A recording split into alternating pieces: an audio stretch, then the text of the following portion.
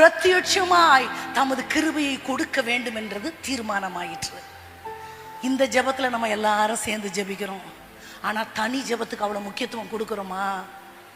கூட்டத்தோட கோயிந்தா எல்லாரும் போடுவோம், சந்தோஷம். ஆராதிக்க வந்தோம், அன்பு கூற வந்தோம், யெகோவா தேவனையே துதித்திட வந்தோம், தொழுதிட வந்தோம், தூயவரே சுவையே. ஆராதிக்க வந்தோம், அன்பு கூற வந்தோம், யெகோவா தேவனையே துதித்திட வந்தோம், தொழுதிட வந்தோம், தூயவரே சுவையே. ஹல்லேலூயா. இவங்களுக்கு ஒரு கைத்தட்டு கொடுத்துடலாமா? ரொம்ப அழகா வாசிக்கிறாங்க. இந்த மாதிரி வாசிச்சா நான் பாடிக்கிட்டே இருப்பேன், அப்புறம் பிரசங்கம் பண்ண முடியாது. God bless. ரொம்ப அழகா வாசிக்கிறாங்க. அப்போ ஆலயத்துக்கு போலான்னு தாவீது சொல்லும்பொழுது 10 பேர் வஸ்திரத்தை தொங்கு பிடிச்சுக்கிட்டு, ஓ ஆண்டவரை ஆராதிக்க நானும் வரேன். ஆலயம் வருவது நல்லது. அதை விட அடித்தளமான சிலுவையின் ஆசீர்வாதம் நானும் தேவனும் தனியாக உறவு கொள்ளுகிற அந்த உறவு.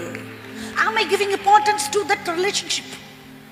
அந்த உறவுக்கு உங்களுக்கு கைத்தட்டணும்னு தோணுச்சுன்னா யாரும் எதிர்பார்க்காம சத்தமா தட்டிடுங்க. அதுதான் உண்மையான கைத்தட்டல். கைத்தட்டுங்கன்னு சொல்லி சொல்லி தட்டுறது உண்மையே இல்லை. கை தட்டுறதுக்கு அடையாளம், ஐயோ நீ சூப்பரா பேசிட்டேன்னு அர்த்தம் இல்லை. நான் அதை ரிசீவ் பண்றேன், ஆண்டவர் கொடுத்த வார்த்தையை நான் ரிசீவ் பண்ணிக்கிறேன்னு அர்த்தம். வெளிநாட்டுல எல்லாம் போனீங்கன்னா ஒரு வாக்குத்தத்தம் வந்த உடனே ஃபாரினர்ஸ் எல்லாம் அப்படி கோரஸா ஐ ரிசீவ் அப்படி கத்துவாங்க. யாரும் சொல்லாம அவங்களே ஏஞ்சி நின்னுக்குவாங்க. அப்படி வார்த்தைகளை எனக்குன்னு ஏற்றுக்கொள்றதுனால அவங்க ஒன்றும் குறைஞ்சு போயிடல, நம்மளை விட நல்லா தான் இருக்காங்க. அல்லேலூயா.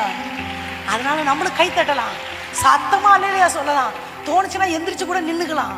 சொல்லி சொன்னாதான் ஆர்டிஃபிஷியலா இருக்கும், தானா வந்தா that is most welcome. அல்லேலூயா.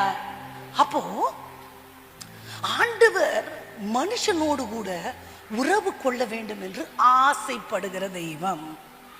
ஆதி ஆகமத்திலிருந்து வெளிப்படுத்தல் வரைக்கும் பாத்தீங்கன்னா மனுஷன் தேவனை தேடினானா தெரியாது எனக்கு, ஆனா தெய்வம் தான் மனுஷனை தேடி தேடி தேடி வருவார். ஆமா, அதாமே நீ எங்க இருக்கிற தேடுவாரு. இவர் ஒளிஞ்சுக்கிட்டு இருப்பாரு தலைவர். இதே மாதிரிதான் எல்லா இடங்களிலும். அப்புறம் சேத்துக்கு ஒரு குமாரன் பிறந்தான். அப்பொழுது மனுஷ கர்த்தருடைய நாமத்தை தொழுது கொள்ள ஆரம்பித்தார்கள். அப்புறம் விட்டு போயிடும், திருப்பியும் தொழுது கொள்வாங்க, அப்புறம் விட்டு போயிடும்.